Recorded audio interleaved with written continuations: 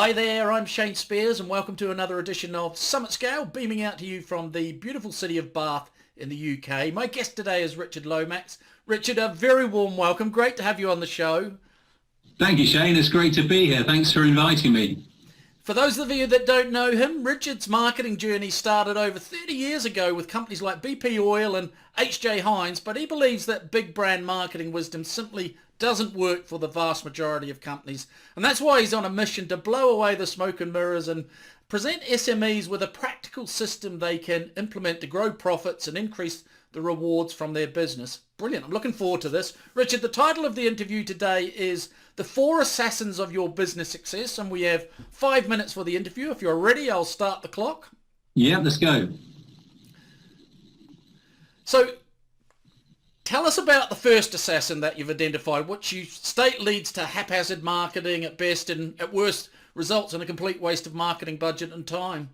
Yeah, it's really that for many businesses that I've worked with and lots that I see, their marketing is largely reactive. So it used to be you get an offer come in from a media rep saying, well, we can do this whole page in this magazine at 30% of the rate card, and you jump at it and do it, and you think you've done your marketing, or that you start your newsletter, issue number 1 goes out and issue number 2 never ever gets publicized or promoted. So it's this idea that unless you actually say, no, we cannot carry on sort of with the boom and bust in activity, because it just reflects in your income level. You kind of get busy and then you're busy delivering the actual service, and your marketing goes out of the window for 3, 4, 5, 6 months even, and you're back to, oh crikey, where are the next leads coming from? So it's you've got to have goals. You've got to know, okay, I know what my budget turnover is for the year, Yep. but how many, what is it for the month? How many actual inquiries do we need to get a certain number of appointments, to get a certain number of quotes to deliver on those targets? So you've got to work this back. Yeah. And you've got to have a strategy to attract new customers, and you need to create a detailed route map, not one that you create and then you forget about and never look at, but a document that you can look at little and often. Right. Okay, brilliant. So, and then the second assassin, this prime cause of procrastination and paralysis when it comes to taking action on your making. Can you explain what this is and how you overcome it?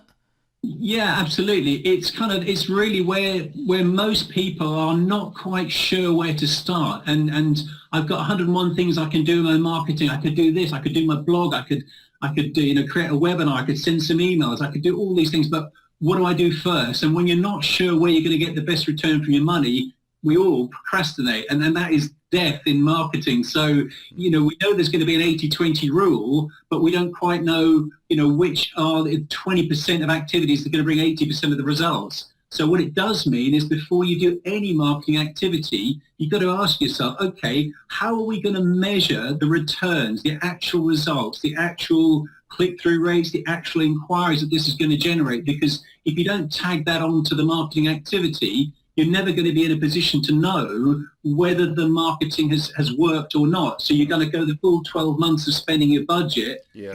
Wiser about that really worked, we should do more.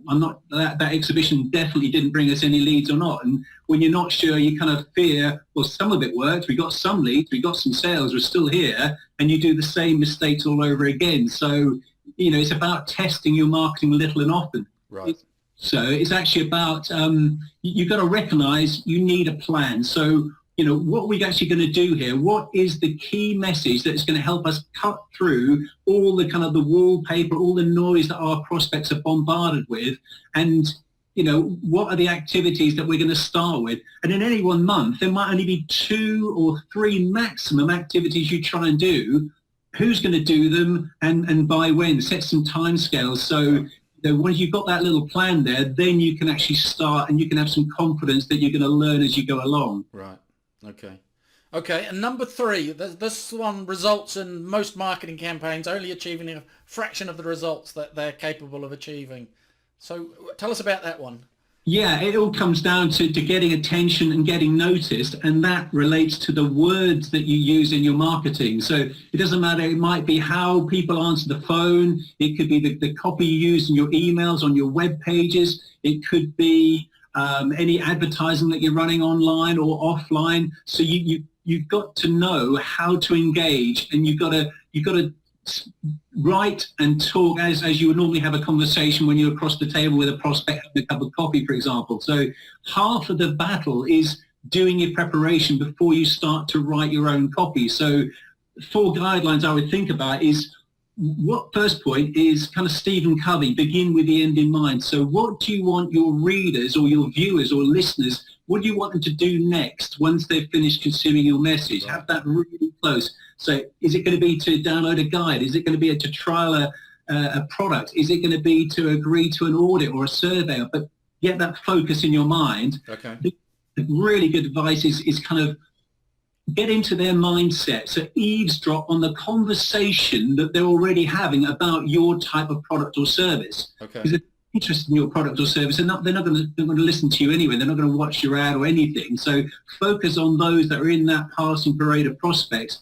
Think about the conversation that's going on. Think about the kind of objections that they might have and address them. Don't ignore them. And then the third or fourth one here is proof element. So you're going to make some claims and some promises in your marketing.